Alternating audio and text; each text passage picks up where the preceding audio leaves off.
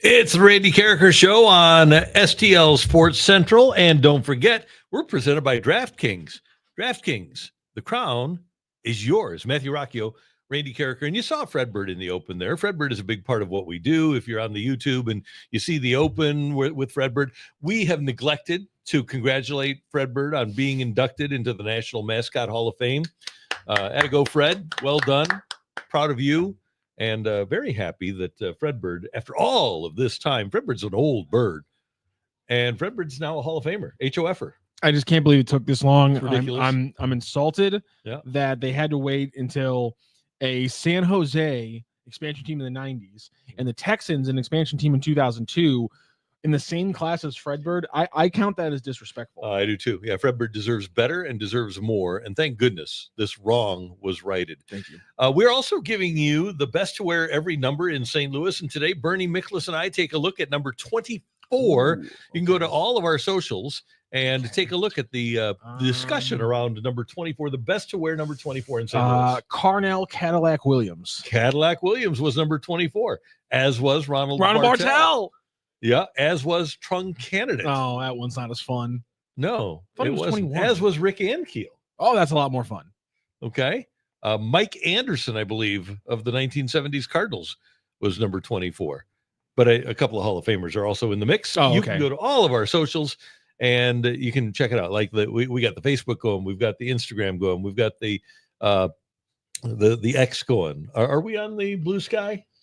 I don't think we're on the Blue Sky. Okay. Sorry. But just find a social, type in STL Sports Central, and you can find us. We have Carey Davis coming up at 1:15, 15 minutes into this show. And then at the bottom of the hour, 30 minutes into this show. And now he's got a thing, by the way, where you can find whatever we're talking about, which is very cool. But just find it. You can. He'll explain it in a second. But Bernie Miklas joins us at the bottom of the hour. So, like, if somebody wants to find exactly what we're talking about at what time, how can they do that? Oh, yes, that's what you're talking about. Okay, I was like, what is he? Okay, the show. So, yes, after the show is posted, just about 45 minutes afterwards, because I got to go back and do all this. You can jump around the show really easily, and that the show will be broken up in segments by kind of the topics we talk about. And so if you want to listen to just like 30 minutes of our Cardinals conversation, that usually is the first 30 minutes of the show, you can listen to that really easily by just looking at the description on the YouTube page. Or if you want an even more detailed look in and want to dive into the specific conversations we're having, like what kind of are they talking about Nolan Gorman struggling yesterday inside this Cardinals segment? Oh, it's right there in the top of the description. I can click on that and jump right to it. So awesome. Yeah, it allows you to jump around the podcast really easily, and I hope you guys like that feature. And speaking of the Cardinals, they did sweep a doubleheader from the White Sox yesterday, 5-4 and then 8-6 in 10 innings, a little up and down throughout the day, but the goal of winning both games was achieved. And for me, and this is kind of a season-long thing, resilient is really the word with this club. You got to give them credit. Down 4-2 in the eighth in the opener, and they get the 2-run homer by Contreras, and then Pozo with the game-winning hit. Then they're up in the nightcap, 6-2, and they allow the Benintendi grand slam. Could have taken the wind out of their sails. I think it would have a couple of years ago, but they're able to hang on and win the game in the 10th. Lars Nootbaar with a home run. And, there was a lot of up and down play, but overall, what you want to do is win the games, and they did it. Yeah, I think you got to beat the teams in front of you. I know it's a cliche, but it's true. If you want to complain about them beating bad teams, you are also going to complain when they don't beat them. So, yes, I think people don't want us to take too much from it when it comes to like the Fetty start or Michael McGreevy only going, the 5 innings and all those. It was damn solid. I think some people are bothered by the pitch count, despite the fact that, he didn't have a full amount of rest before this start, and you could definitely just like watch him in that last inning he's pitching and tell they should have gone for him. You got the wins, that's good. My criticism from this series is more that to get those wins against a bad team, you weakened yourself in a Cincinnati series, because I think the bullpen's a little bit worn right now, and you're potentially going to need them to win a couple series over the next week. But you also, not that he performed really particularly well, but you saved Mats for this series by pitching McGreevy yesterday as your starter. That's true. The doubleheader did give you 5 innings because he was the 27th guy and he went back. And the Cardinals are very intentional, very specific about how they're using their starters this year. And there's a reason that the Cardinals are the only team in baseball that's put one starter on the injured list. And it's because of things that you don't like that, like McGreevy only throwing 76 pitches. But they know that they have a young pitcher, and they didn't want him to do more than he was capable of. And I think with Fetty, it was just the eye test. I have no problem with the way that they were utilizing Eric Fetty. There's a limit. I mean, there's a reason that we're all willing to trade Eric Fetty, right? There's a limit to the quality that he can give you on a regular basis. Yeah, I mean, Fetty was solid. I think it's more. I think it's more reacting to a solid game from him after, and his ERA is down, just above 3 over his last 5 starts. I want to say, yeah, 3.5 for the year, 3.54. Not bad. But we did get to see Granillo. That there's some positivity there. There's a win and a save for you in a doubleheader. That's old school. Second player ever in Major League Baseball history to get both his first career win and first career save on the same day. An incredible job for Granillo. It is one of those ones where you wonder, where was he maybe a week or two before they brought him up? But their hand was a little bit forced. They put him in a pressure situation, and he succeeds multiple times, especially in that second game, getting a save with the Manfred man on second base. That's not easy. And I know he had a little bit of space thanks to Lars Nootbaar, but still not easy. An impressive one day of work for Granillo. And the question from Jay Renegade, is Granillo the real deal? We don't know yet.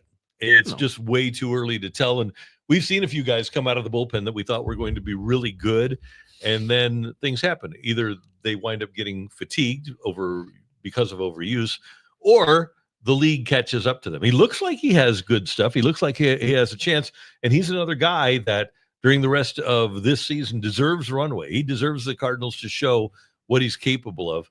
But Matthew, I don't have any idea whether or not he'll be able to do this for the long term. I think if the Cardinals thought that, he would have been up a lot earlier. Yeah. Right, the hot hand. Wow, we got him right now because the bullpen needs a little help. It's a lateral. Oh my gosh, I cannot read this person's name. Lateralis. Lateralis. Yep. Lateralis says poor Leahy, and that's the thing is, like, I'm okay with them leaning on Granillo and seeing what he has, because unfortunately the guy they were able to lean on probably too much, it seems like, was Kyle Leahy, pointed out there over to the left side of your screen. Kyle Leahy's June ERA now up to 5.23 after being around 3 in May, and obviously pitched so much, it looks like some of that work is starting to wear him down a little bit. Mason Windu. Cubs are 10-2 against the White Sox, Rockies, and Marlins this season. So before everyone starts in on the White Sox, every team gets a chance to pad their record against the lower teams. And you can only play who's on your schedule, right? And if it is the White Sox, if it is the Rockies, if it is the Marlins, you got to beat them. And to the Cardinals' credit, they were able to do that, coming on the heels of losing 3 or 4 to Milwaukee. Really good team. And now you're going to play a Cincinnati team. And tonight it's Palante against Brady Singer, a Reds team. And I've said this since the Reds hired Terry Francona. They're getting better. They've won 7 out of 10. They've won 4 out of 5. They got beat by the Twins yesterday. That snapped a 4-game winning streak by the Reds. But that's a team, Cincinnati, that is going to get better and better and better as the season goes on. And they've got some young players that are making an ascent a lot like the young Cardinals are. Yeah, and I've seen some people doubt the depth and the ability of the NL Central, but it looks like there's a couple of quality teams here. Cardinals right now, I think, would be second place in 2 of the AL divisions right now. And so it's a tough division. You're about to start seeing a lot more division play. Things are going to get threshed out, and we're going to find out who these teams are. And that's why I didn't think I would be as jazzed for this Red series, but I mean, the Cubs series is obviously huge.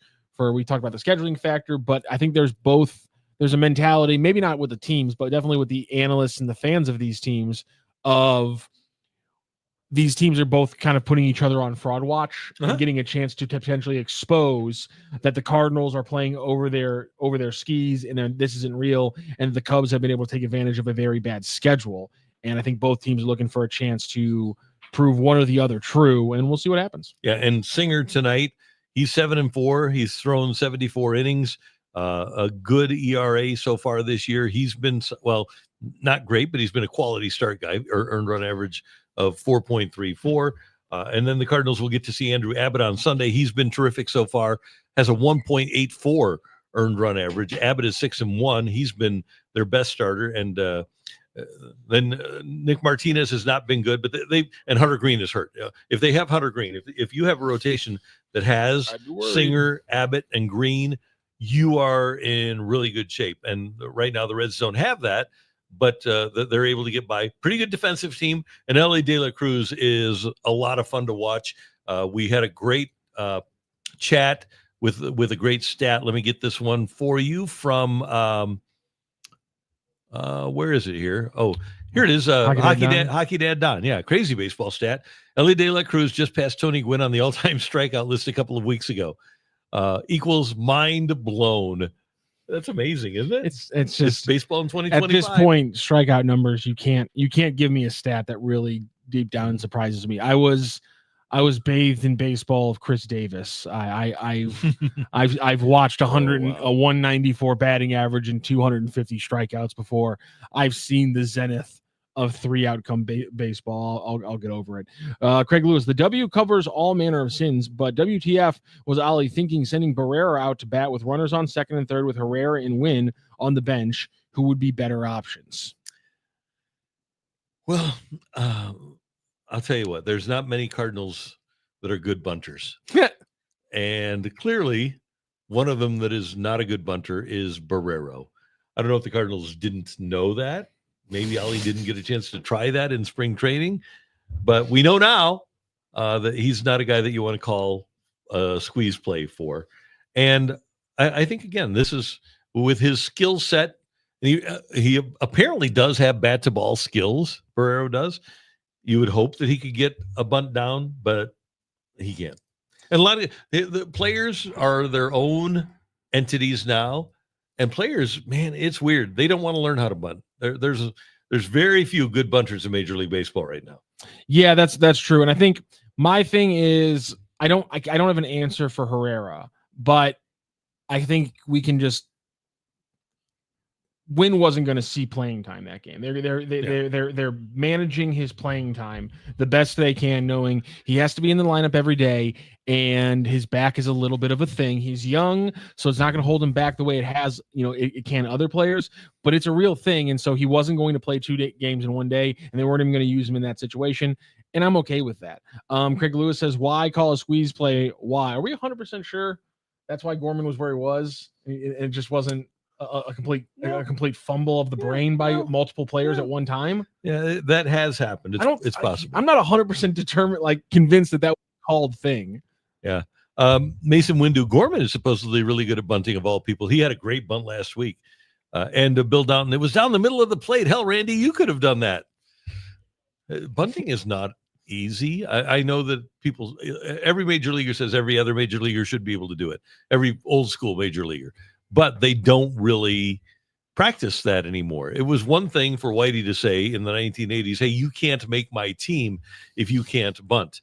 It's a different world now. And players know that they get paid for hitting home runs, and they really don't put as much work into it. Yeah, absolutely. It's the way the game has changed. It's exactly why I think and maybe Mason Wynn isn't able to practice his base running because of his back hurts. But I mean, that's one of those things where he has the athletic profile to be a better base stealer, and yet we're not seeing it materialize while everything else is. And is it something they're just not going to prioritize him working on because, well, you got his bat, you got his fielding, you got his back. There's a lot of other things to prioritize, and I get it, but it does annoy me to a point. So you've heard some old school talk here today.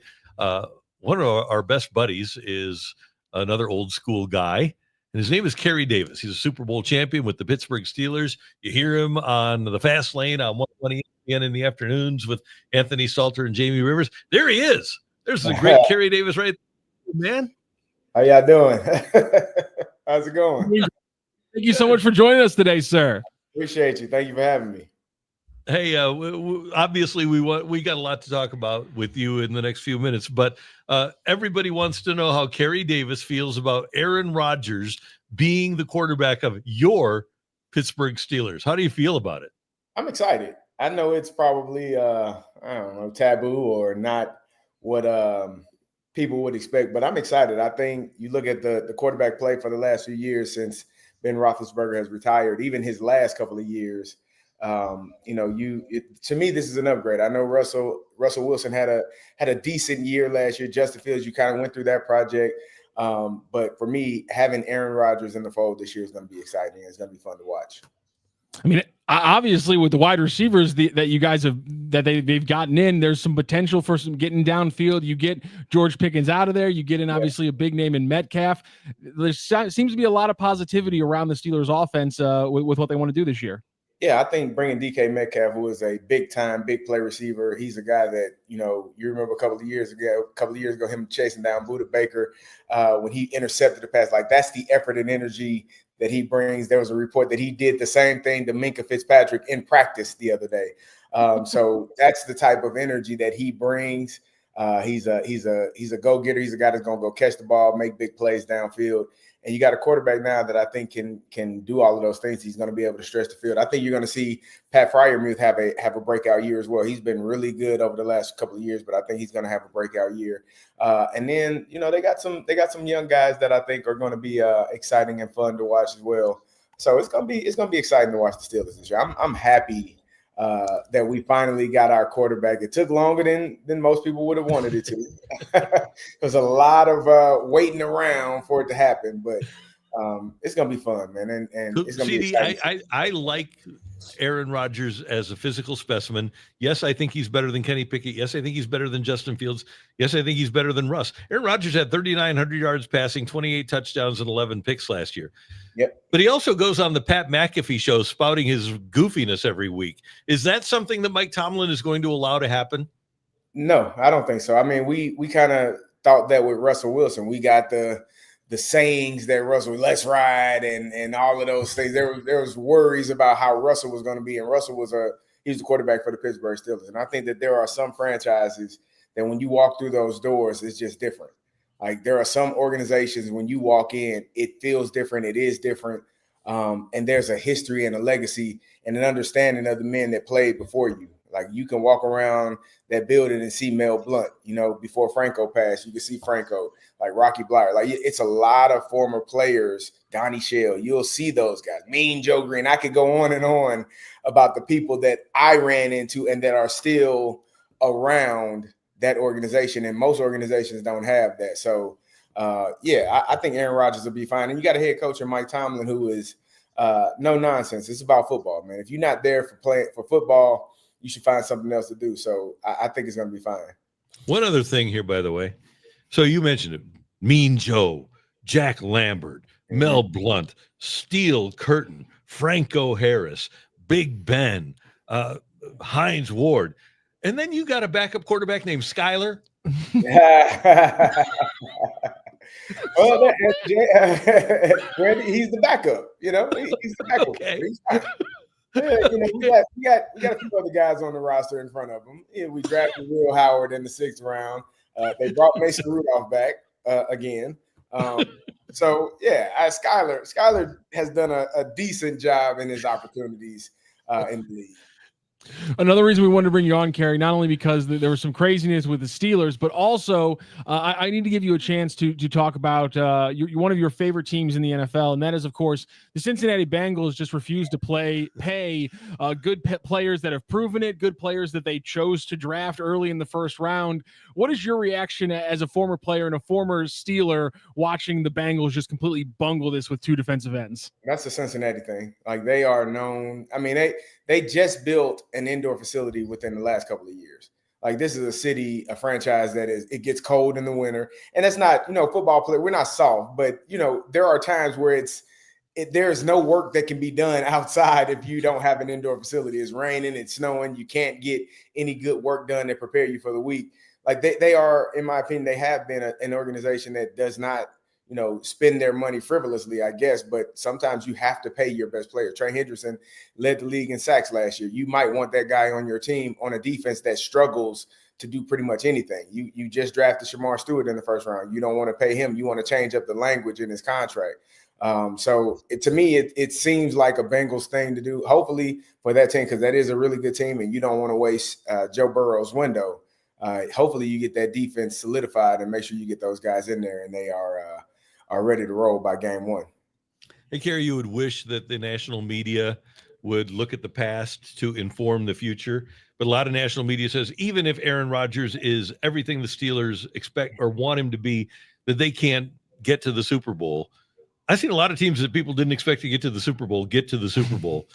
With the defense, if TJ Watt shows up, you need to figure out who the running back, maybe it's going to be Jaylen Warren.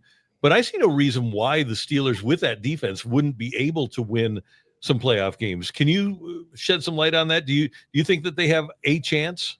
Oh, yeah. I think anytime you have, that defense has stood the test of time. Like I said, the quarterback play that they've had over the last 4 or 5 years hasn't been outstanding. And yet you're still a playoff team. You're still a team that is, winning more games than you're losing above 500. So I think with a quarterback that is capable and has the pedigree of an Aaron Rodgers, I think they're going to be fine. TJ Watt is going to get paid. I don't worry about that. He's going to get his money. He deserves it. He'll probably be the highest paid defensive player in NFL history for about 2 weeks, and then Micah Parsons will come and top that. That's generally how it works. How it goes. But no, it's for me. This defense has stood the test of time. You got Cam Hayward, you got Minkah Fitzpatrick, who I spoke about earlier, TJ Watt coming off the edge. Like, these guys get after the quarterback. Alex Highsmith showed up. They are a really good team for me. And so defensively, I'm not worried about that. I think that they'll be fine. TJ will be in and they'll be ready to roll. Speaking of not maybe respecting the past so much, me and Randy 2 days ago on the show responded to ESPN put out their all quarter century team for the NFL. And I don't know if you saw this, Carey, but we disagreed with it greatly. The main thing was the top three running backs they picked for this all century team was Priest Holmes, Christian McCaffrey, Derrick Henry, and then LaDainian Tomlinson was on the practice squad, and Adrian Peterson did not make the list. And what? I know you. I did see that. I actually did, and I didn't see what the span was, so I clearly didn't really understand. I didn't pay attention to what the year or the timeline was. Yeah, that's absurd. No, Adrian Peterson, we're talking, he's on that list, on any running back list from 2000 to 2025. He's one of the ones on that list. LaDainian Tomlinson as well. Like, I don't know, who knows who makes these decisions, but Priest Holmes ahead of I love Priest. I think Priest was a hell of a running back, but I wouldn't take him above Adrian Peterson. Kerry, it wasn't even the most egregious omission either. They had Kyle Juszczyk as the fullback rather than you. I saw that too. Kyle has worked. He has done a great job, man. I love that he gets all the love. I wish I would have played in that offense where I could have got exposed my talents better, catching the ball out of the backfield. I was sent to block 30 times, so it's part of the life. But Kyle is a hell of a fullback. There were plays that were called for you to catch passes. Yeah, every now and then, you just have to get it thrown to me. That brought me to that next question. Do you think Kyle Juszczyk thinks about George Kittle the way you think about Heath Miller sometimes? Nah, look, Heath is. I love Heath. Heath deserves every pass that was thrown to him, and George Kittle deserves every pass that is thrown to him as well. As a fullback, you kind of get the scraps. Whatever's left, you're a junkyard dog. So whatever is left, you're there to eat it up, but you gotta leave some scraps there for the dog to get a hold of every now and then. They did give a good showing to some other Steelers. Alan Faneca was one of the two left guards. On defense, they also plenty of shine there. TJ Watt was one of the pass rushers, and Troy Polamalu was one of the safeties, and Cam Hayward made the practice squad as one of the interior defensive linemen as well. So a lot of shine on Pittsburgh throughout the rest of the roster. I don't think they missed any really big names other than those guys. Yeah, I mean that if you don't have Adrian Peterson on the running back list in 2025, from 2025, you're making a mistake. That man, Orlando Pace didn't make it either. Oh yeah, that's a bad one. Yeah, well, I don't. Maybe they got the years wrong. They must have started after like these guys retired, so they made a mistake there. Carey is the analyst for the Fighting Illini on the radio, and right now preseason the Illini ranked in the top 15. How good is that team going to be? Man, I think they're going to be really good. I think I read that we're returning like 17, 18 starters. We're losing our best receiver, Pat Bryant. He got drafted by the Broncos. He's a special player. But offensively, I mean, they got pretty much the entire offensive line back. Quarterback Luke Altmaier is back.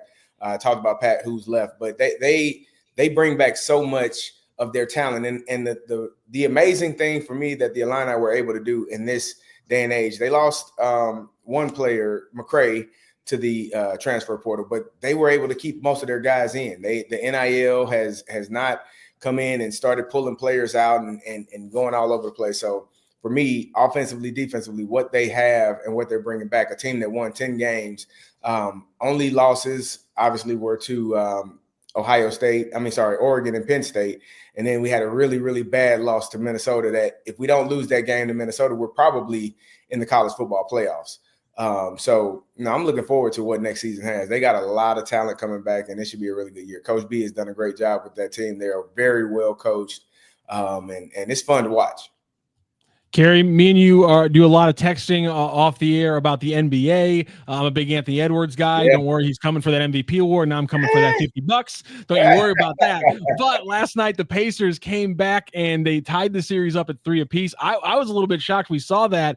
Do you think the Pacers have it to win a Game 7 here in a couple nights? I have no clue. Like, I honestly, I wish I had an answer because I feel like OKC is the better team. They are the more dominant team. They have shown the capability to really take off in this series and be the better team and show themselves as such. But for whatever reason, the Pacers just have something about them that will not die. They won't quit. They won't give in. Tyrese Halliburton come into the game a little gimpy with a leg issue and plays through it. And so I don't know. I have no clue. I think that going back to OKC, it feels like the energy in Indiana last night was just too much for the Thunder.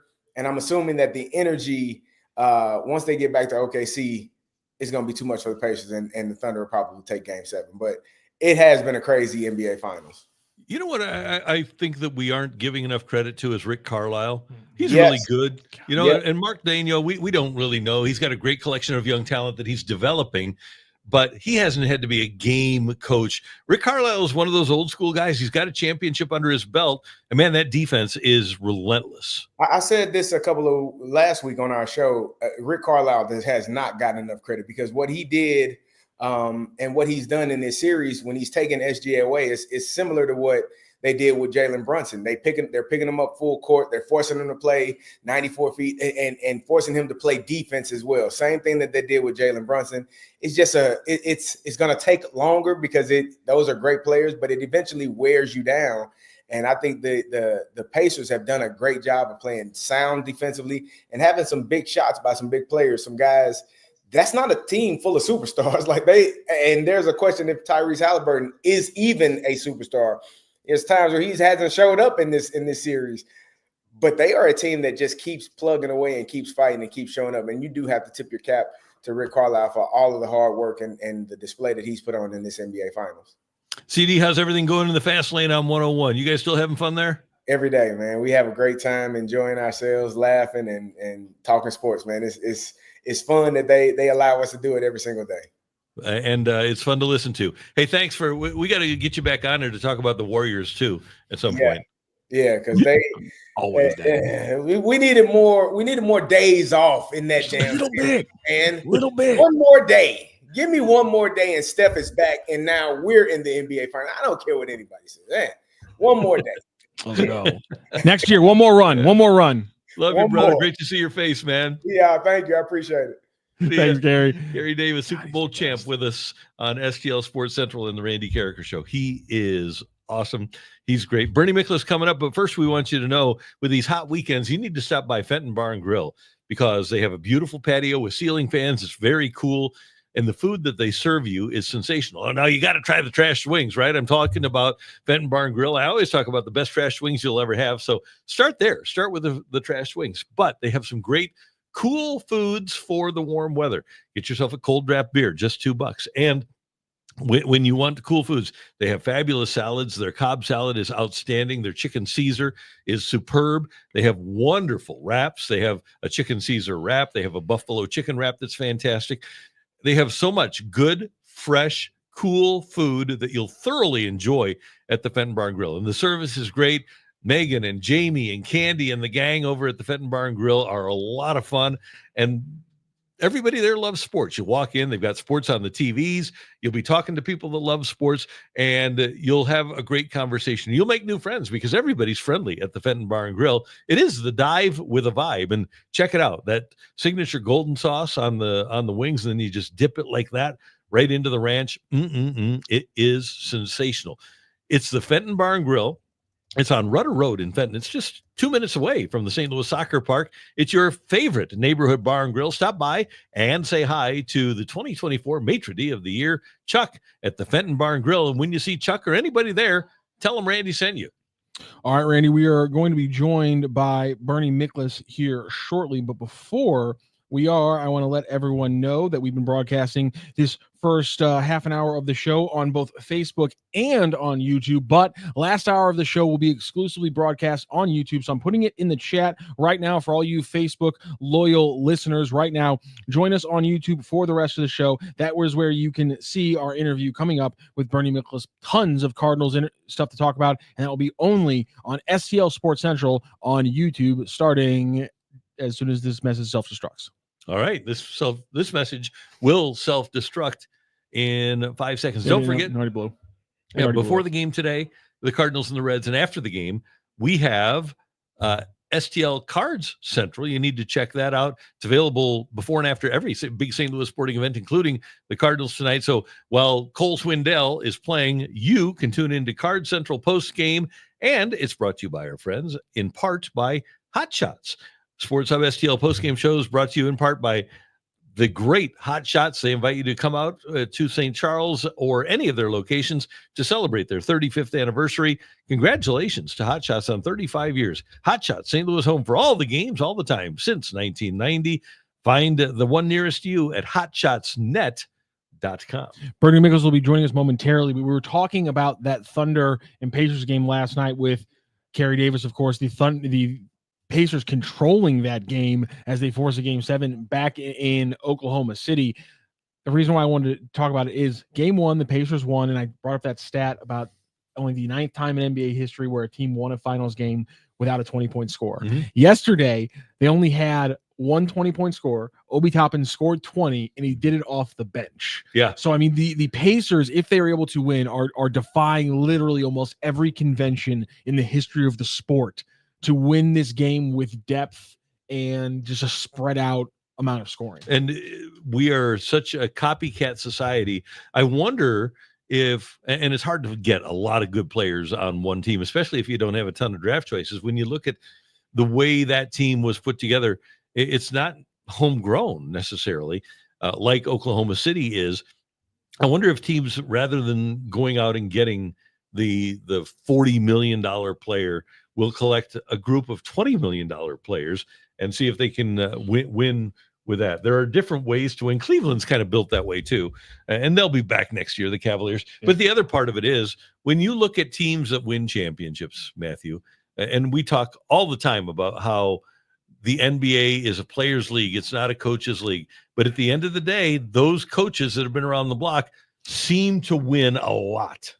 Yeah, it takes a while for young coaches to kind of come up on the ups, and you have to give coaches time to build through issues. Eric Spoelstra was very close to getting fired when he took over the Miami Heat, and part of that was because he was taking over for Pat Riley, but it's still real. And just look at the trigger pull by the Knicks, look at the trigger pull by the Bucks when it comes to Budenholzer. Just a lot of changes in how the NBA is handling their coaching fraternity, partially because the CBA changed. And now to your point, a lot more teams are going to be forced to build small, or things will go very sideways very quickly. Yeah. You look at last year though, obviously the Celtics had a young coach, but Malone had been around for a long time. Steve Kerr's been around for a long time. Budenholzer had coached multiple teams. Frank Vogel with the Lakers had coached the Pacers before. Nick Nurse was a relatively young coach, but it just seems like kind of like with baseball that the old school grizzled guys wind up winning championships. All right, let's get to our buddy Bernie Miklas, teammate here at STL Sports Central.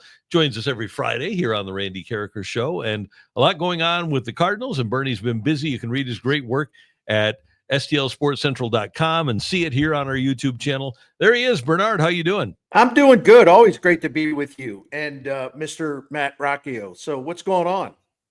Well, we're appreciating the resilience of the Cardinals, even though it wasn't totally pretty yesterday or in the series in Chicago. I'm thinking on the heels of losing 3 out of 4 in Milwaukee, and I'm not somebody that is, as you know, Bernie, I don't say you got to win this series. I think that, or you got to sweep this series. I think it was an important sweep for this team, if for no other reason than to make them feel better about themselves.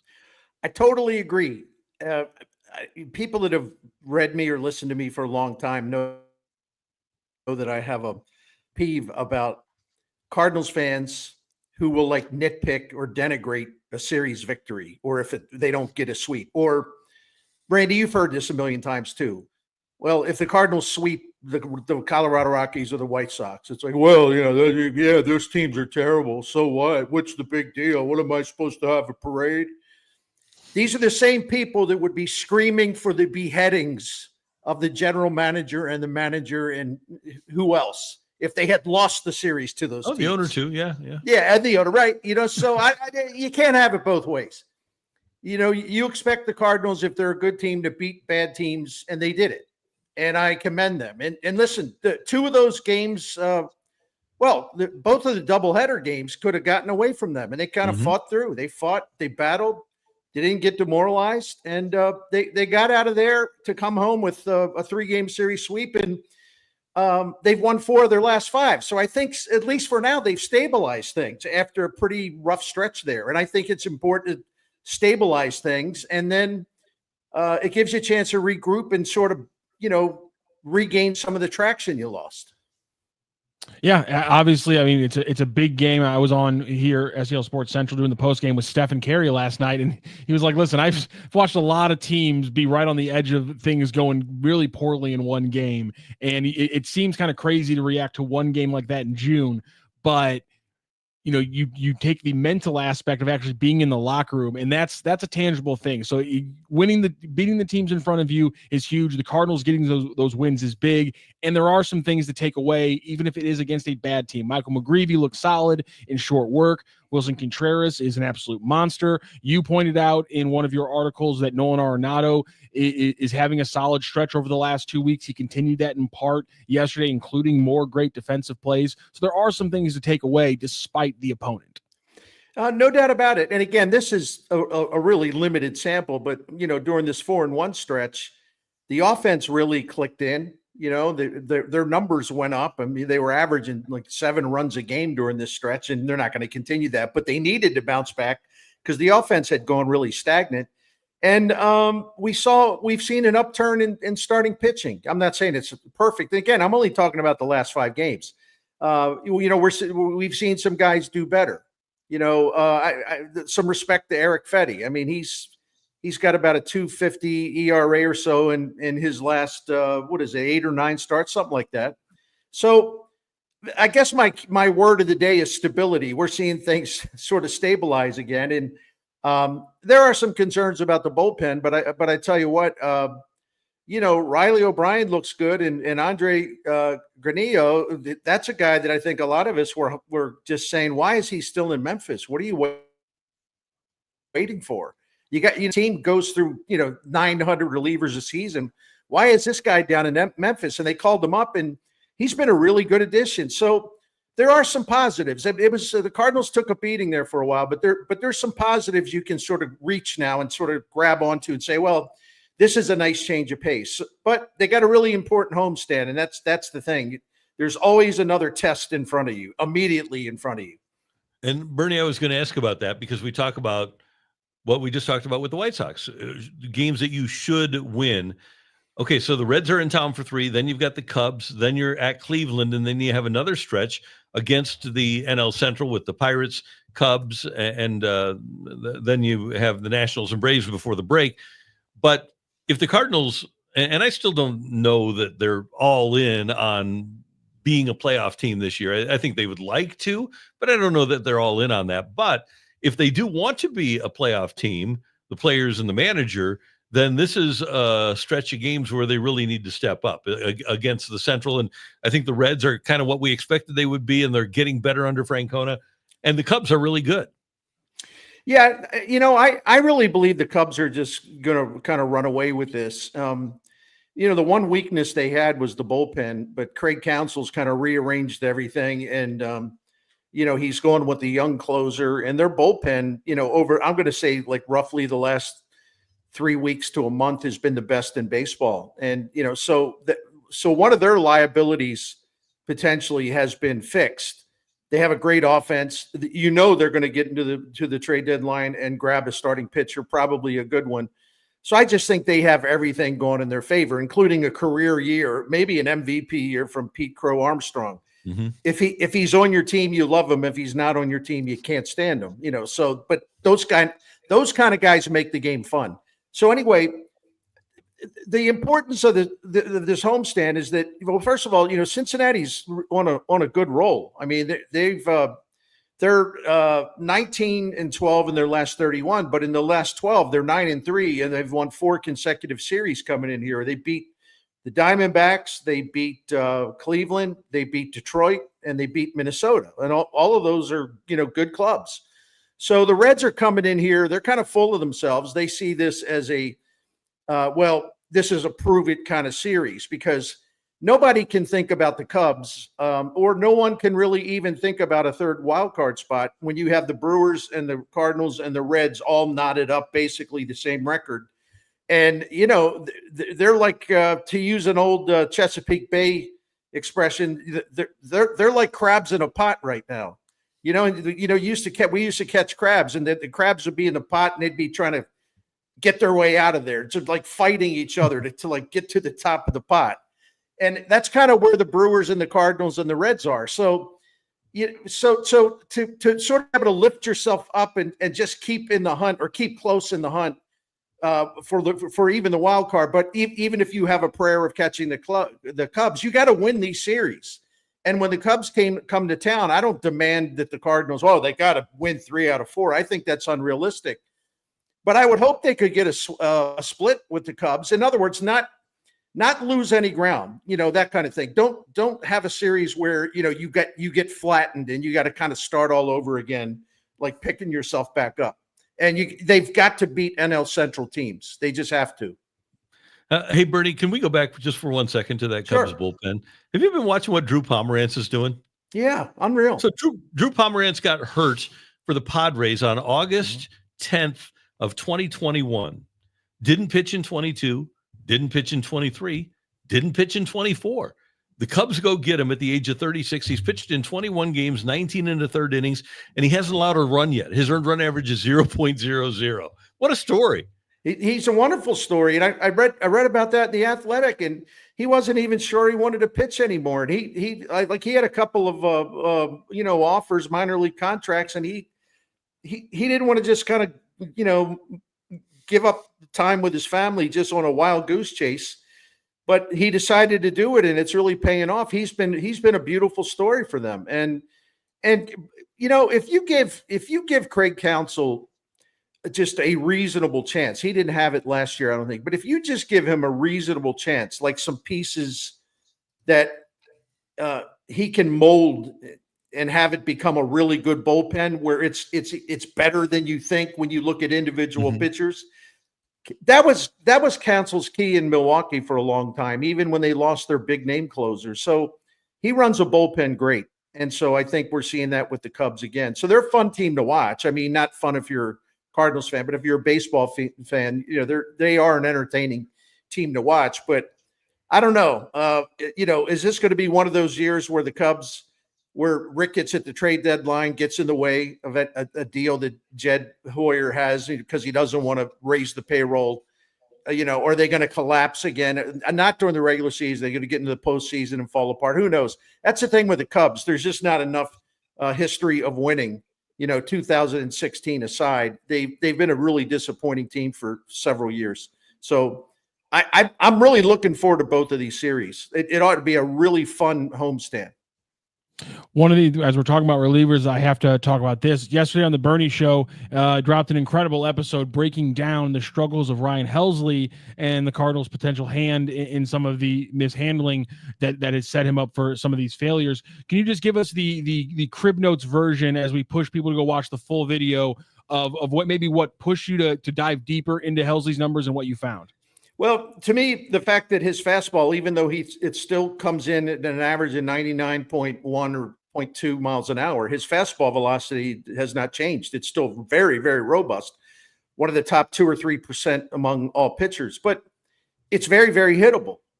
That started last year a little bit, but it's imploded this year. His fastball is getting crushed.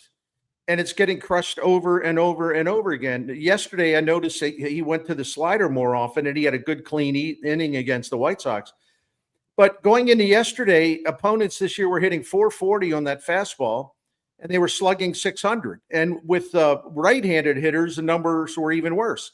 And one of the problems, and I think this may be, first of all, the fastball is flat. It comes in straight at 99, right? Or 100 or 101. Now, there was a time and a place like when Aroldis Chapman first arrived, for example, coming in throwing 100, 101, hitters didn't know what to do with it. They were overmatched by it. But hitters adjust, and they have gotten comfortable swinging against heat, right? So your heat's going to have to move. It's got to have some movement. His vertical drop on the fastball is not as good as it was. His horizontal movement is not as good as it was. So he's throwing a flat fastball. But here's the thing that really gets to me. I went and checked this because my suspicion, watching him pitch is that, he gets behind in the count more than he should, or more than what is advantageous to him, obviously. When in any count where he is behind the hitter, right, he throws the four-seam fastball 80% of the time. Now, if you're doing a scouting report, you gather your hitters and you say, listen, that fastball is not the same because it's coming in straight. And the thing of it is, fellas, when he's going to throw it. If you're ahead in the count, the chances are 8 out of 10 you're going to get that fastball. And the way that thing's flattened out, chances are it's going to be coming right down the middle. So they're swinging out of their shoes at that pitch when he's behind in the count. And they're killing it.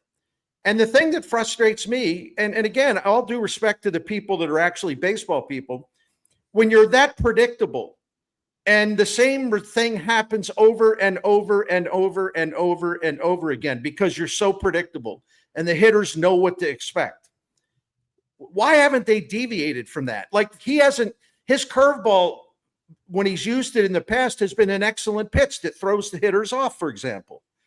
He hasn't thrown it when he's behind an account. He hasn't thrown a curveball from 2021 through yesterday. He has not thrown a single curveball. So if you want to get hitters off of your fastball, which they're destroying, you got to give them a different look where they're like, "Whoa, what was that? I was looking for the fastball." So the pitching pattern. Well, let me just be impolite. The pitching pattern that other teams have scoped out, it's just stupid, and they haven't changed it around.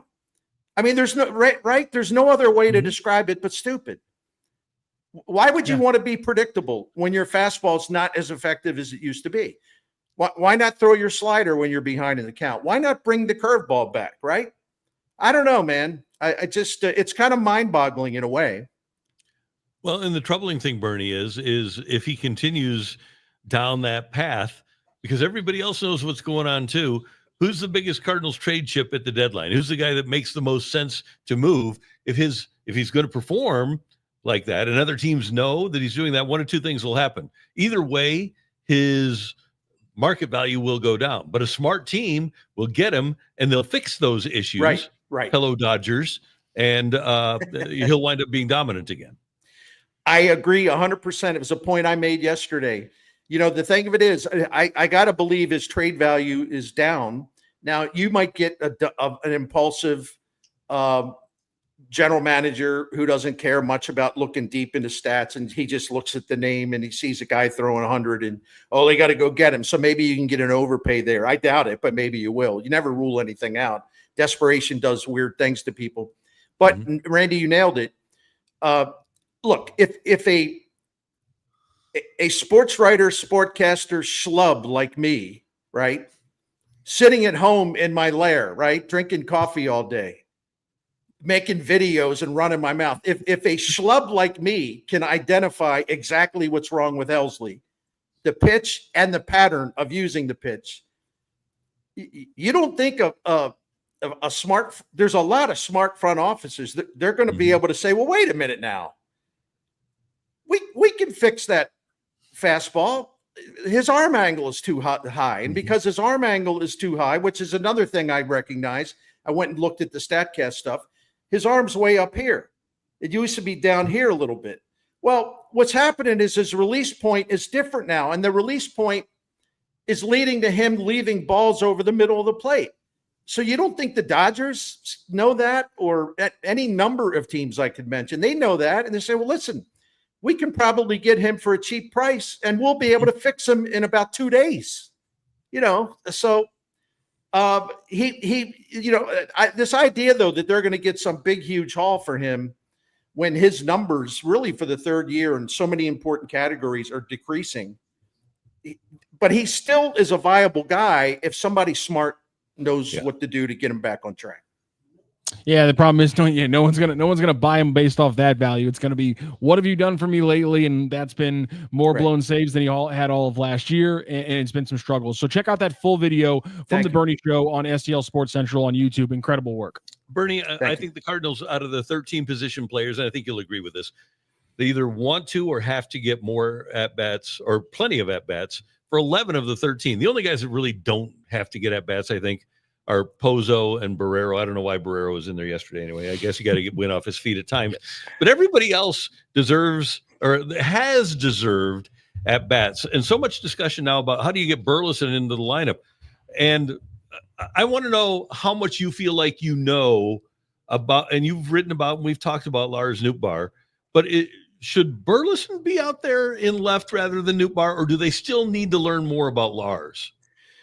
Well, I think they've recognized that how the great impact he has when he's gone well. And, in the first month of the season, he ignited that entire offense. And I don't know what happened, but he, since the start of May, he's been swinging at everything, and he's been getting away from what he does best to be the most effective that he can be. But they think he's salvageable, and I tend to agree. But Burleson, to me, when we talk about runway season, okay, let's talk about the hitters, though, runway hitters. If we consider Burleson a runway guy, and listen, I think he is not, listen, he's been with the Cardinals since 2022. So it's not like he's a baby, but he is a guy that they have to decide exactly what they have and how he fits going forward. I think Burleson, as we sit here today on June the 20th, has been the number one success story among the runway position players, because he has finally tapped into his full potential as a hitter, and it's really fun to watch. He's even destroying lefties now. And he just knows his swing, and he's refined his approach. He's turned into a great hitter. Now he's got to keep it up. But I think to this point, that's why I said this point, he's probably the number one success story offensively among those runway guys. So I think he's moved up in the priority. Like he's been taking some at-bats that I would have expected that going into the season that Gorman would get, but he's moved ahead of Gorman. And Gorman sort of has to sit and wait for things to happen. I was really stunned the other night when the first game of the Chicago series, after what Gorman has been doing, at that time, since May the 26th, going into that start of the Chicago White Sox series, Gorman, since May the 26th, was leading the Cardinals in batting average, slugging percentage, on base percentage, not home runs. Let me do it again. Batting average, on base percentage, slugging percentage, OPS, and walk rate. And he just won a game for you 2 days before by hitting a 3-run bomb off a lefty pitcher, right? And so you get to Chicago. If I'm Ollie Marmol, I'm like, well, I'm going to ride this guy. Listen, we've been waiting. we had to break down his entire approach. It was long and painful, but it had to be done. We had to rebuild him. And part of that was he wasn't swinging the bat as fast. He wasn't just like ripping at everything. He had to slow things down. It's the only way he was going to get his plate discipline in order. So the results weren't coming, but the results eventually would come once he said, okay, I've got a great idea of the approach now. So it's time to get cranking. So after all the work that you've put into him, and I know you have other options, and I know he's got a Rubik's Cube to deal with every day, putting in a lineup. Why in the world would you halt Gorman's momentum by not starting him in the first game of the White Sox series against a right-handed starter? What is the logic in that? I can't find it. And that's one that just baffled me. And I'm so confused in a lot of the decision making. To Randy's point, I get Barrero because when the back and they want to give him some time. But the one thing that I've jumped out to, and we've been talking about it this week, we haven't gotten your opinion though, because Derek Gould wrote about it on Monday about them wanting to play Donovan as much as possible only at second base because it he gets into the groove defensively there. And listen, I understand the rationale behind it, but I just don't know if that's the smartest long-term decision for the other players on this team. If you want to get Gorman more at bats, and I think he warrants that as of now, you got to take advantage of your flexibility, and your flexibility means that you have Donovan who can play in left. And if Nootbaar's not doing anything, at some point you say, well, I got to make a decision that's going to be the smart decision today. And I'll put Donovan in left and put Gorman at second base. It doesn't mean you're sending Nootbaar out to the dumpster. It just means that he's not going well. So I'm going to go with Donovan out there. Ollie gets really stubborn about certain things, and it's like, he's not going to change his mind. And in some cases, I think he's absolutely right. But when you have positional flexibility with this Rubik's Cube you've got to take advantage of that. It's a way to slide some guys in for more playing time. I also believe firmly, on KMOX the other day, Ali said something that got fans going nuts because I asked him about Barrero. And, I pointed out he's hardly playing. He's at that point, he had started like 2 games since May the 6th.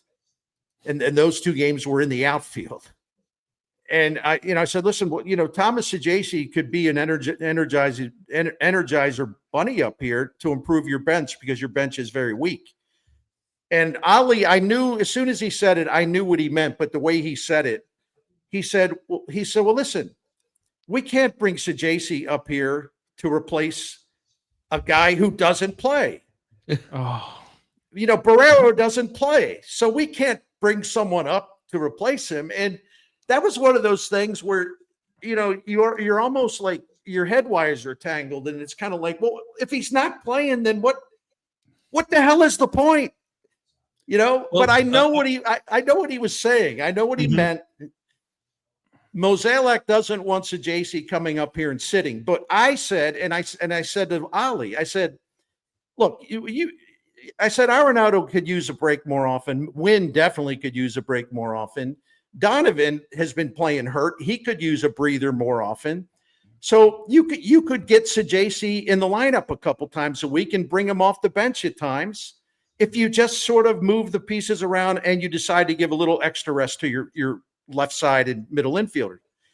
And you know what? He agreed with that. And then he said something very interesting. He said, well, but that's a front office decision. Oh. In other words, I think Mozeliak, from what I can tell, it's either Saggese plays every day or he stays in Memphis. And that seems like a very outdated, just terribly outdated way of thinking. Major league benches have to be this living organism. I mean, you got to move pieces around, and you don't look for an ideal setup. I mean, you can play, a guy like Saggese can come off the bench and do a lot of things for you. He can come off the bench when there's a lefty in the game. So this idea that it's got to be all or nothing is just ridiculous to me, right? Well, but Bernie, throughout history, I mean, like Tom Lawless was with the 87 Cardinals and he had something like 50 at-bats all year long. He was a 25th guy.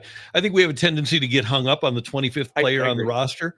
and say that guy's got to be better. I think there is something to be said for Sajaci playing all the time. There isn't, but I think you can compromise it. And I wish I had the time to do a study on this. I'd like to see some young players with promise, in position players who are sort of in that middle ground. They're not everyday starters. They're probably not starting as much as you would like ideally, but the manager can put them to work to an extent to where they can help your team. Because the Cardinals, other than Pozo's ability to come off the bench and hit, the Cardinals have a terrible bench. It's just absolutely terrible. Yep. And so there's a way to spark your bench without, in effect, doing something detrimental to Sajaci's progress. I don't know. I mean, I see that there is an argument to be made on both sides, but one of the reasons why Ali runs some of his regulars into the ground when they're obviously just worn out is because he has no faith in his bench. So he just keeps running his guys out there. So that eventually catches up to you. I think during their 5-11 stretch, I think we saw evidence of that with a lot of those guys. They were just on fumes. He doesn't trust his bench. So he'll go with the safe thing, which is to put the regular guy in there. Maybe when the regular guy needs a day off or needs maybe 2 days off out of 5 games or something. Yeah. So, by the way, I just looked it up with Lawless. It was unbelievable. 1987. He was with the team the whole year. He was never on the IL at that time, the DL. 29 plate appearances. And in the entire year, he didn't get his first hit until August. And he wound up with 2 hits on the season. Oh, my God. Yeah. He was 2 for 25 and 080 batting average. And then what happened when Terry Pendleton got hurt in the postseason? You got Lawless playing third, doing a bat flip in the World Series. What a great note. What a great note from you, Mr. Eddie Karraker. That's outstanding. I think it kind of shows you how maybe things have changed too, right? Oh yeah, there's no doubt about it. Well, and he was a professional. He was 30 years old. You know, right now he'd be a $4 or $5 million guy. And I brought this up to pretty much everybody in the Cardinal organization that I know. Bernie, one of the reasons that analytics became a thing is because people were looking for inefficiencies, right?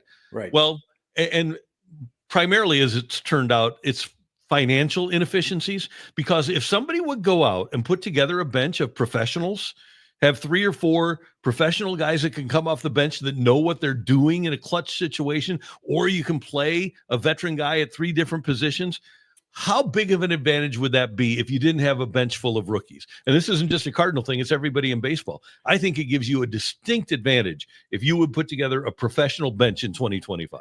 I totally agree. And you way more than me, because I got here in 85, although I started writing some baseball, helping Rick Hummel out before I went to football training camp and all that. So you've had you experienced and observed the wonders of Whitey Herzog, and I, of course, experienced the wonders of Earl Weaver, and they're very similar in a lot of ways. I mean, they both believed in platoons, and platoons are very, very effective. They also believed in role players. They always had guys on their bench who, frankly, you don't want to start them 50 times, but they're just professional hitters who know how to handle a tough job. Like if they sit for 2 weeks, it doesn't matter. If you need a big at bat in the 7th inning and it's time to pinch hit, they're going to give you a great at bat. You can just count on them. They're not going to pee their pants, right? They're not going to hyperventilate. They're not going to go up there just like, they get down in the count and then they start to fold up. They will give you a smart, tough, professional at bat. Earl Weaver had those guys all over the place. Whitey had guys like that all over the place. And I'm not sure what this has become in the modern major leagues. I don't know why. Have we stopped giving up on aging hitters who can still do that job, which is really important? Yeah, they're too expensive. And by the way, you have an extra roster spot too now, right? Oh, that's right. The major league teams have to have 20 pitchers. Okay, I get it. Sorry. Bernie, listen to this. And this is, you weren't doing football. You were the columnist by this time. And you'll remember this fondly because not only were they good professional hitters coming off the bench, but they were great guys in a clubhouse. Listen to this bench. 38-year-old Eric Davis, 37-year-old Sean Dunston, 35-year-old Thomas Howard, 30-year-old Eduardo Perez. That was the 2000 Cardinals bench. That's La Russa. See, and Yep. I should have put him in there. I mentioned Whitey and Weaver, but La Russa's the same way. They would find La Russa and Walt Jocketty, would find guys, and you're like, well, what? Huh? Remember John Rodriguez? Yeah, J-Rod, Johnny Load. They were running out of outfielders, and Walt Jocketty had picked up Johnny Load, and he was a different kind of guy. I liked him. I thought he was a character. But that's the other thing about these guys. They're characters. They're good for your clubhouse. And Johnny Load, take a look at his stats in 2006. Amazing. Yeah. I know, right? Yeah. And La Russa had those guys all over the place. I mean, you just named that was one of my favorite benches, and there were more guys like that, right? Yeah. Yeah. Yeah. I don't know what it is. It's these benches now are homogenized. They're like sterile, right? Right. Totally. And I thought, and I just didn't realize he couldn't play anymore, and I should have. But I thought that when the Cardinals added Matt Carpenter last year, that was kind of going to be one of those guys. It didn't work out, obviously, but the thought process behind bringing Carpenter in was solid. The execution wasn't that great, but it was a good thought. He actually, I got to be honest with you, because I thought that too. But when I was doing something about the bench and how weak it is, I wanted to go back. Listen, we all know, Brandon Crawford was done. We knew that. Mm-hmm. Carpenter actually had a better season than I thought, because look at his OPS after the All-Star break. And then also when he came in as a sub, he did well. So there was nothing wrong with Matt Carpenter last year. And he actually fits. No, Randy, and I'm not saying that to tell you you're wrong, because I felt the same that you did and before I just started to go in there, and I wanted to see more, right? And then I'm like, oh, well, wait a minute. I had that. I wasn't right about that. Carpenter actually was a good example of the way a Herzog or a La Russa or a Weaver would have thought. Hey, do you remember a guy? It was a left-handed bat, and he was one of Earl Weaver's secret weapons. You remember a left-handed hitter named Terry Crowley? Oh yeah. That was another Earl guy. Terry Crowley never did anything except come off the bench late and hit for somebody. Yeah. And he was one of the more effective players on that entire team. Yep. And you mentioned Earl's propensity for platooning, and that when they had Gary Renicky and John Tonight, Let It Be Lowenstein. Right. What a great platoon in left field. Yeah, look at their combined numbers in left field, and unbelievable. The Orioles picked up a guy named Benny Ayala, and right-handed hitter. All he could do was hit, and he was really good when he hit. And Earl knew exactly how to match him up. Did I ever tell you you get me started now? Did I ever tell you the Earl Weaver story about Glenn Gulliver? No. And you can look up Glenn Gulliver. Earl Weaver, he wanted a leadoff man who would get on base. Earl Weaver loved walks. He loved getting guys on base to set up 3-run homers.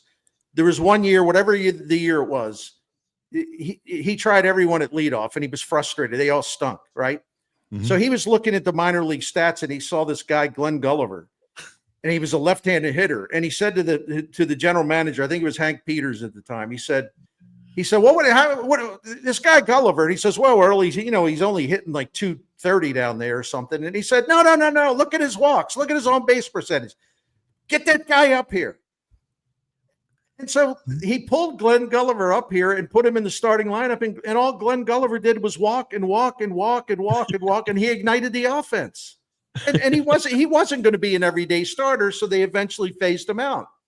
But even that 1982 team that fought the Brewers down to the wire, and they lost on the final game of the season where they would have won the division. And that 82 Brewers team that ended up in the World Series against Cardinals, that could have been the Orioles. But Jim Palmer had a bad day, and Don Sutton outpitched him. But anyway, I forgot Glenn Gulliver was in the starting lineup for that game because Earl wanted walks, right? And you guys are talking about just not appreciating veteran hitters. To your Terry Crawley point, I just checked this in his first stint in his first stint in Baltimore, and then with the Reds, he is a below average player, 96 OPS plus an OPS of like 684, right. And then in his 30s to his mid 30s, in his second stint with Baltimore, he's a 120 OPS plus player with an almost 800 OPS in the back half of his career, because the team said, listen, this guy's first 5 years might not be his best years as a Major League Baseball hitter. He eventually learns how to play the game a little bit, and he dials it in for 5 solid years in his mid 30s. Right. It's unbelievable. There's something about a veteran player who still has some talent, but if you overexpose him, it wouldn't work. But a veteran player who's got a steady heartbeat, and he's calm and he's smart and he knows how to work pitchers. He understands matchups. I mean, those guys are really valuable. I think it seems to me they've disappeared, maybe not entirely, but it's kind of a lost art, if you will. They were the middle class, and the middle class has been squeezed out. You're either making a ton of money or you're making the minimum, and that middle class, those guys that we're talking about, they just don't exist anymore. You're right. And, in a way, Pozo fits that profile, right? Yeah, right. He's kind of a journeyman. But the one thing about Pozo, like he did yesterday in Chicago, the one thing about him, and it's true, he's going to come off the bench to pinch hit against a lefty most of the time. He's not going to strike out, and the ball's going to be in play, and he usually hits the ball with authority. But he's a guy that loves that situation. He doesn't freak out. He doesn't panic. He's as cool as could be. Pozo fits that profile we're talking about. Yeah, absolutely. Bernie, this will be a fun series. We talked earlier about the Reds. I was talking this morning with Andrew Rogers on the TV show. Do you ever wonder what it would have been like here? And we only have a couple minutes left, but sure. And I know that Terry Francona had no chance to be the Cardinal manager when he interviewed for the job. But did you ever think about what would have happened if he would have been the guy to succeed Tony La Russa? In Mike Matheny's defense, like his overall record was really, really good. Mm-hmm. But he inherited a culture and a lot of talent, and Mike was not at his best in the postseason. And I think that's where Terry Francona would have made a difference, because that was going to be a postseason team. I don't think Terry Francona would have let David Ortiz beat him in the 2013 World Series, for example. And by the way, as time goes on, I have more appreciation for Mike Matheny, and I think he should be a Cardinals Hall of Famer. His playing career and even his work as a manager. A lot of people would disagree, but I really believe that.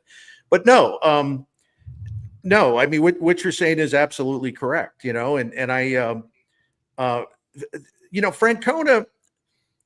the only thing I'll defend the Cardinals on, although I do agree with you 100%, they had their mind made up already. Yeah. Francona was not in a good spot in his life. And he later told Joe Buck about that when he was working with Fox. Joe Buck talked to him, and, Francona's marriage was breaking up. He was having a problem with painkillers. Like, he had a painkiller addiction. It happens to a lot of, normal, outstanding human beings. Mm-hmm. And he was kind of a personal wreck at that time and needed to regroup. And Francona has said, that year away from it, I got my house in order. It is really good for me. So I don't know that would have been the right time to hire him. You know what I mean? Mm-hmm. Yeah, but getting thrown right back into the fire. And I also think, and I get it from Mo's standpoint, Mo had to subjugate himself as GM to Tony, because Tony was in complete control, and that's exactly what Terry Francona was going to be too. No, there's no doubt about it. They wanted to get away from, I think this even maybe applies, I think it applies to Bill DeWitt Jr. too. They gave Tony a lot of leeway, and they gave him a wide berth, and they let him really push for things. They would say no. But Tony La Russa's only got one speed, and that's high intensity. So if you're Bill DeWitt and you're John Mozeliak, you have this legendary manager who's a great manager, and he's a Hall of Fame manager, and now he's the number 2 winningest manager ever. And Tony La Russa had a gravitas and a power and just this incredible presence, this presence of authority. Mm-hmm. I would see why, a young general manager and even the owner of the team after a while would be like, well, look, we got to go with someone, because we're going to go with young players, and we need someone else that could maybe fit that. But I think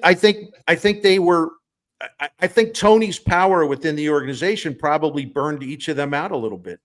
And I'm not saying that's right. I'm just saying that's how it was. I agree with you 100%.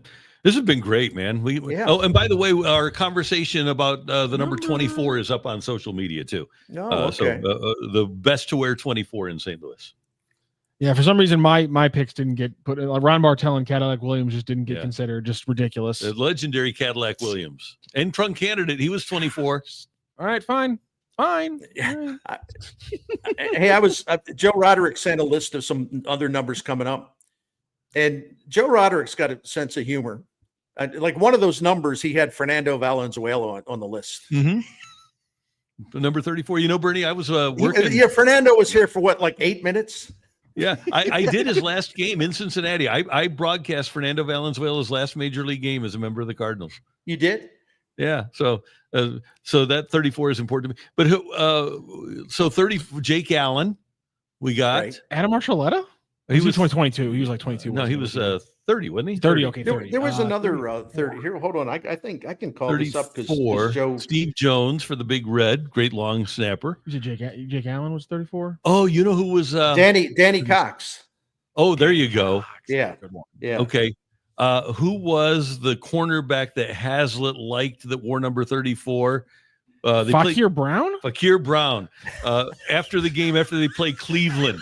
So I think it was Juravicius and Braylon Edwards. And remember, Derek Anderson, it was 07, had a big game against the Rams defense. And Fakir Brown, after the game, says, man, we thought they were good, but they were gooder than we thought they were. Rock, I don't know whether to be impressed or to actually like start worrying about you that you could immediately summon the name Fakir Brown. Oh no. It's not good how much I know about the worst stretch of NFL history. I know the entire rosters. I know like I'm so dipped in 06 to 08 Rams football. It's so sad. Hey, so we can do this. This is a way of teasing what's coming up. Number 30 is intriguing because you have Slobo Ilievsky, Stump Mitchell, John Tudor, and Todd Gurley. Now, Todd Gurley, no thanks. But Slobo is a legend, man. And Stump Mitchell is one of these great underrated football Cardinals of their 28 years here. Who didn't love Stump Mitchell, right? And then John Tudor, again, a big presence of those 85 and 87 Cardinals teams. And so still, if I'm not mistaken, has the highest winning percentage of any lefty in Cardinal history. Think he might. How about 31? I think I know who's going to win this, but there's a sentimental fan favorite on this list. Number 31, Dizzy Dean or Curtis Joseph? Dizzy was 17. Oh. So his numbers 17 is retired for Dizzy. But Bob Forsch. Joe Roderick, update your list, man. Yeah. Bob Forsch, Lance Lynn, Earl Farrell. Yeah. He probably won't win. But No. Forschy, Lynn, and then who was the other one? Oh, Cujo. Yeah. Yeah. Cujo's, St. Louis Sports Hall of Fame, should be in the Hockey Hall of Fame. Forschy was like the guy. He talk about a guy who's revered by his teammates. And did really well for the Cardinals. Bernie, I don't think the Cardinals go to the 87 World Series unless Forsch hits Jeffrey Leonard out there in San Francisco. Forsch has got to be on this list. Yeah.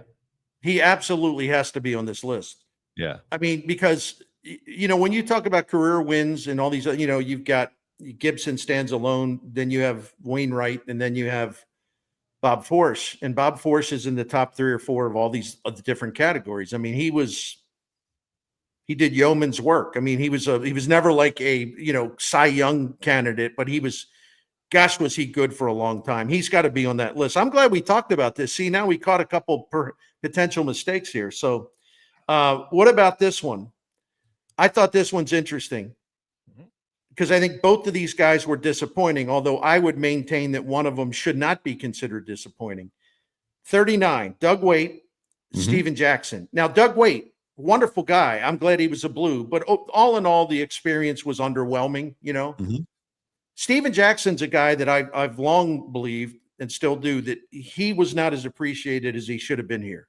Agreed. Damn right. And by the way, the Mad Hungarian also wore 39. Randy, now you see, you're going to keep me up at night going over all these numbers now. He was great. I think the Mad Hungarian's got to go on that list too. So that would be our winner. I think he's going to be a Cardinals Hall of Famer. Yeah. And then we got Ryan Miller. Remember when the Blues traded for Ryan Miller in 2014? Yeah, it worked out great, huh? Oh man! But at least Army was trying. He was trying to get something done. Yeah, he was trying.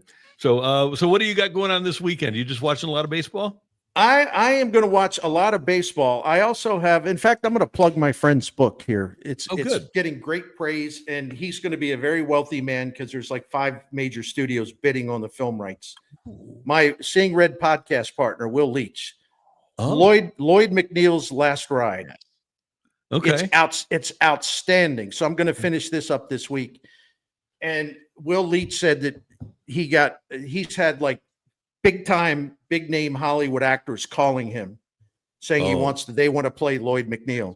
Great. I'll have to read that. That's great. Yeah. And it's a really compelling storyline. I'm not going to bore you with it, but it's a really interesting storyline, and it's great. I can't put it down. You know what I like about it too? Will Leach understands the modern reader, the modern attention span. Yep. The chapters in this book are like really, really short. They're like 3 or 4 pages. Then he moves it on to the next thing. I love that. So anyway. Yeah, me too. That's fantastic. By the way, Bernie, I don't know if we, I think we keep this in-house. I don't know if we have the public vote on this, but you should know before you go that Bo Hart also wore number 31. Well, there you go. If the public votes on this, on number 31. Yeah, obviously. Yeah. Right? Got to get it out there.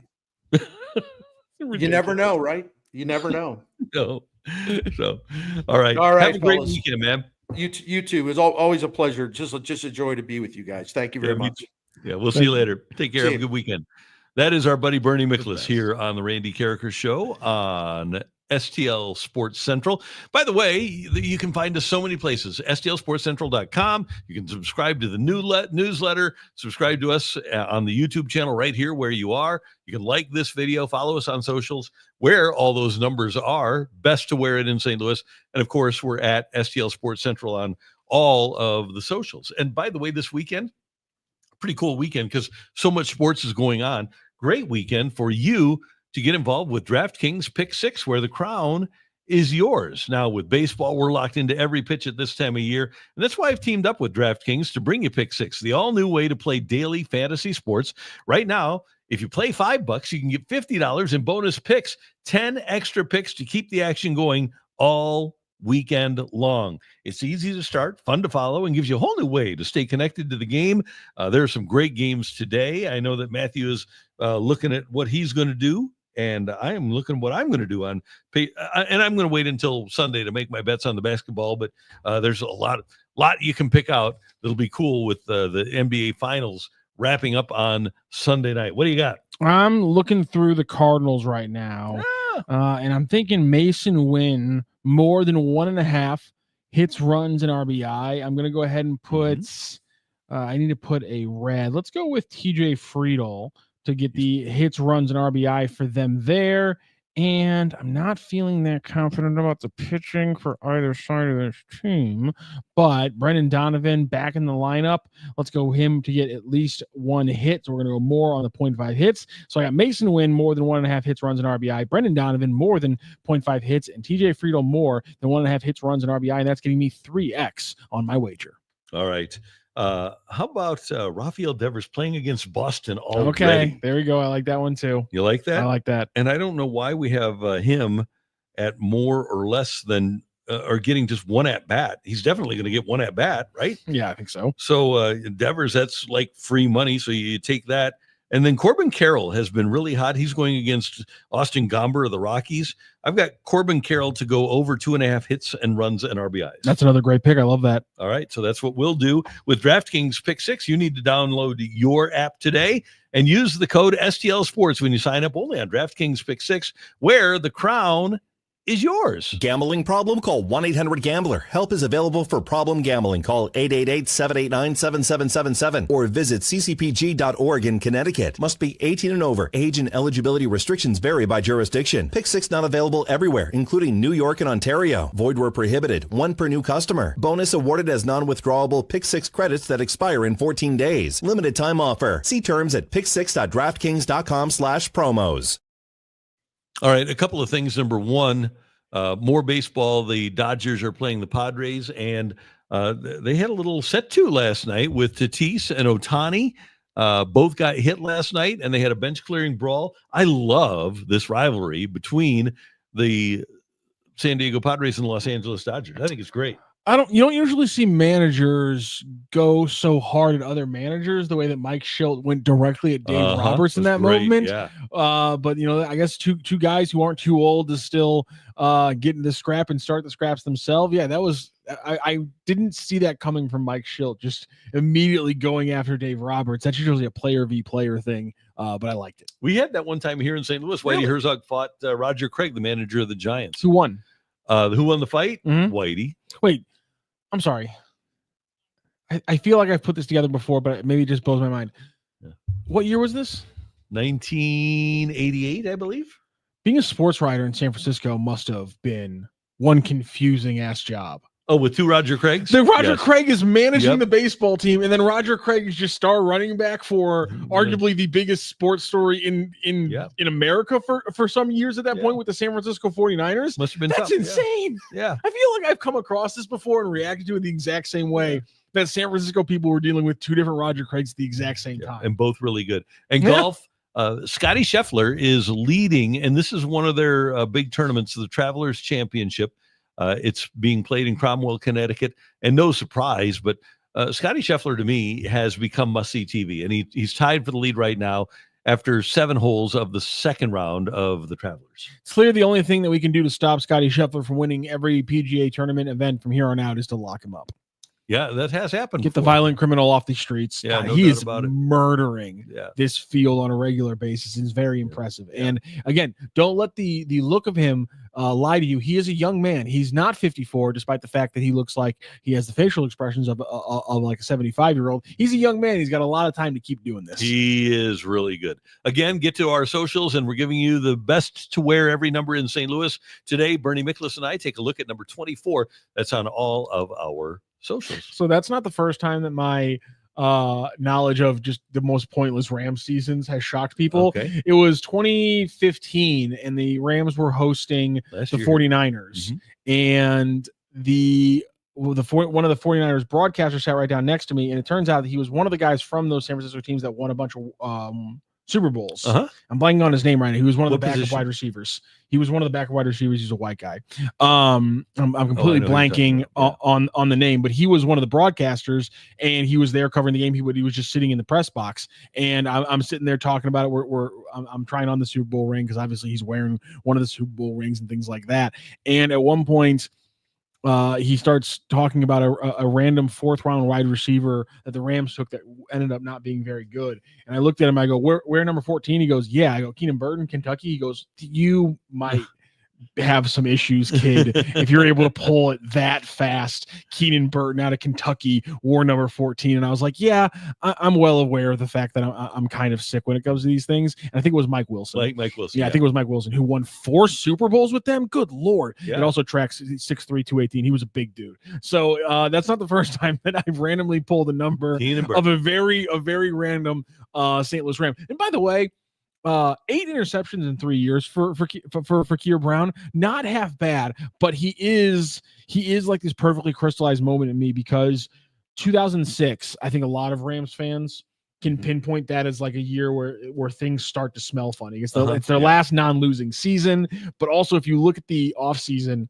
Leroy Glover, Will Witherspoon, Fakir Brown, Corey Chavis, Stephen Davis, the running back from the Panthers, and then the terrible draft, Ty Hill, Joe Kloffenstein, Claude Roten, Dominique Byrd, John Alston. Just it got so Victor bad. Victor Ardianju, who I loved, Marcus Hagans, who's a fantastic guy, Mark Setterstrom, who turned into a very solid player actually, but just man, looking back in 2006, just crystallizes everything that was being a Rams fan. So, well, Kevin Curtis. I'll tell you this: there has to be a dumbest person in the world.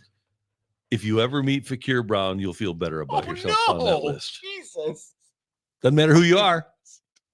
And I would like to say, I know we're in the same building with Cam Jansen now, but Leroy Glover, I promise, if you come on with us, we will not mispronounce your name. Oh, yeah. Oh, by the way, Cam Jansen left me this. This So the other day, we're talking about hockey players from St. Louis, and he said, "Who's the best hockey player from St. Louis?" I said, "Well, Pat LaFontaine's in the Hall of Fame." Pat LaFontaine's not from here. I said, "Well, he was born here, and he was playing at Kirkwood when he was 7 or 8 years old." And he said, "Yeah, we don't count him." So Cam brings this in from the St. Louis Amateur Hockey Hall of Fame. It says, "Who is the first person to be from St. Louis to play in the NHL?" Right here, it says Cam Jansen, New Jersey Devils. So Randy didn't discover what you might know if you know Cam Jansen well, which is we don't acknowledge Pat LaFontaine around Cam Jansen because Cam Jansen is the first person from St. Louis to make it to the NHL, not Pat LaFontaine. Because we count Cam Jansen from Eureka. It was and not Pat LaFontaine. I've known Cam for so long now that as you're saying, what about Pat LaFontaine? I'm like, no, Randy, don't do it. And there it is. There's that. Listen, I think that board at Centene that has Pat and then Cam, I think it honestly bothers him every time he walks by it. That's the way it goes. Have a good weekend, sir. You too, sir. We thank you for being a part of the Randy Karraker Show here on STL Sports Central. You have a great weekend as well, and we will see you Monday morning at 10:02. So long, everybody.